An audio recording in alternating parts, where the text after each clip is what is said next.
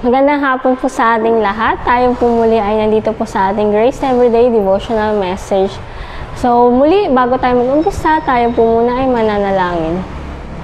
Maraming salamat o God sa hapong ito. Tunay nga po napakabuti mong Diyos. We worship Lord. We worship you, Lord God. We adore your name. We bless you, Lord God. We thank you, Lord, for all the blessings that you have given to us, and we ask, Lord, your forgiveness for our sins. Nawing karapat-dapat po kami, Lord, sa hapong ito, sa aming pagkinig ng iyong salita.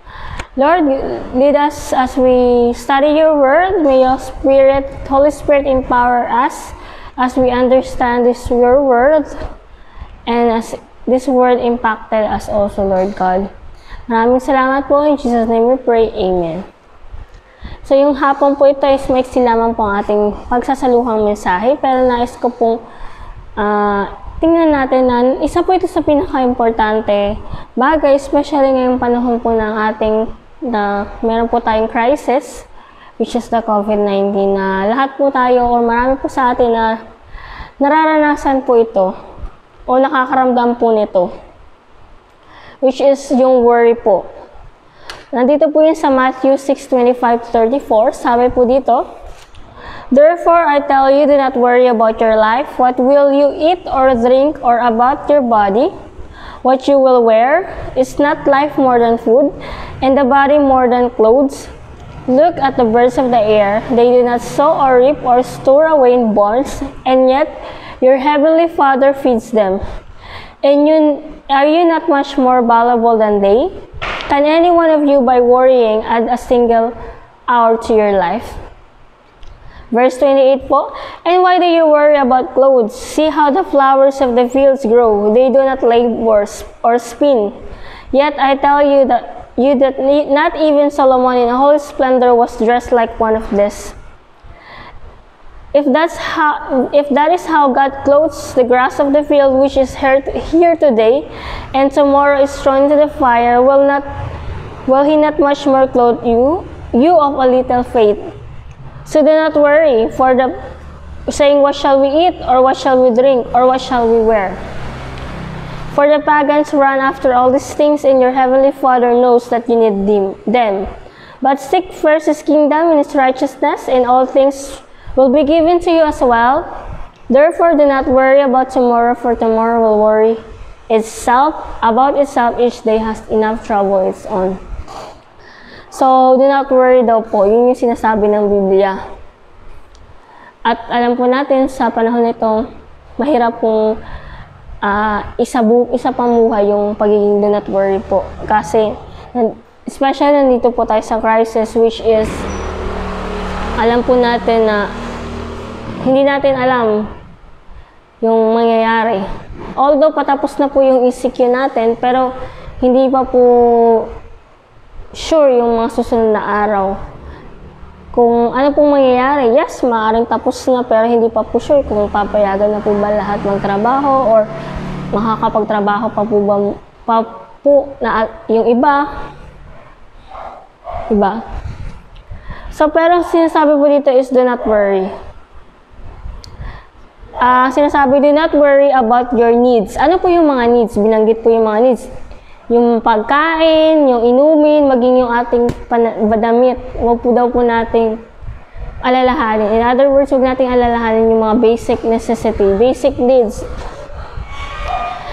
Kasi, sabi dito, alam po ng ating Panginoon kung ano yung mga pangangailangan natin. So, kung alam ng Panginoon ang pangangailangan natin, so why worry?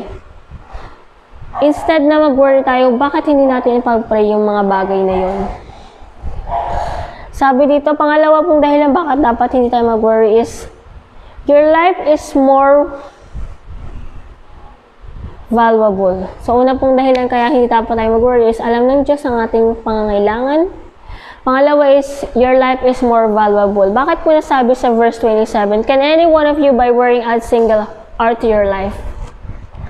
Ang pag-worry po ay isa sa dahilan kaya po tayo nagkakasakit. Kaya po nagkakasakit yung tao. Because iniisip natin yung mangyayari, iniisip natin yung, diba, kakainin natin bukas. Imbes na gawin po natin yung makakaya natin sa ngayon, nawawala yung stress natin kay isip.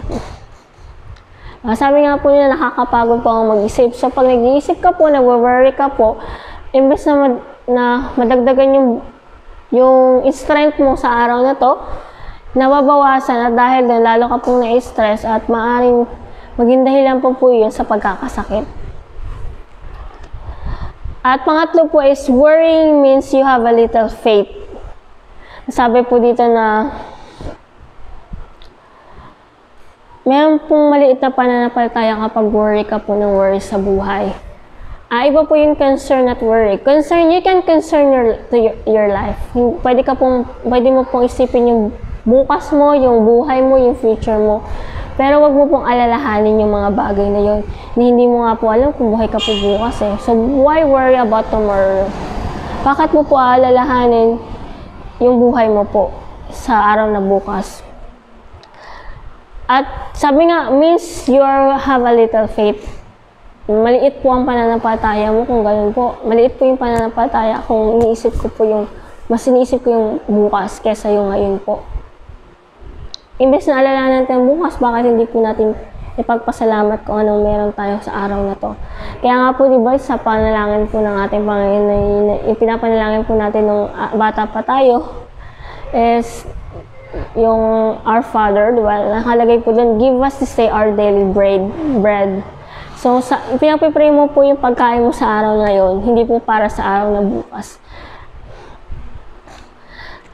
At ano po yung dapat natin gawin? Di ba po, ang dapat daw muna natin gawin, seek first His kingdom.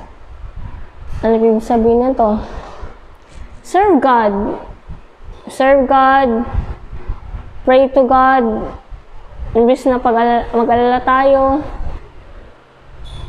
ibibigay natin sa ating Panginoon yung mga pag-alala na meron tayo. And seek first His righteousness. We have our righteousness now. We have Jesus Christ in our life. So, kung mayroon ka ng Jesus sa puso mo, sa buhay mo, ano po yung gagawin di ba? Ano po yung ginagawa ng Panginoon sa mga sitwasyon na ganito? Nang makita po ng Panginoon na sa maraming tao po, 5,000, 7,000 na tao, walang makain. Nag-worry po ba siya? Hindi po siya nag-worry. Ginawa niya, He pray. Nung bumabagyo po, malakas ang alon, kakaroon na po ng panic yung mga disciple niya. Imbes na mag-worry po siya, natutulog po siya in peace. Because He know there is a God above na hindi po pababayaan.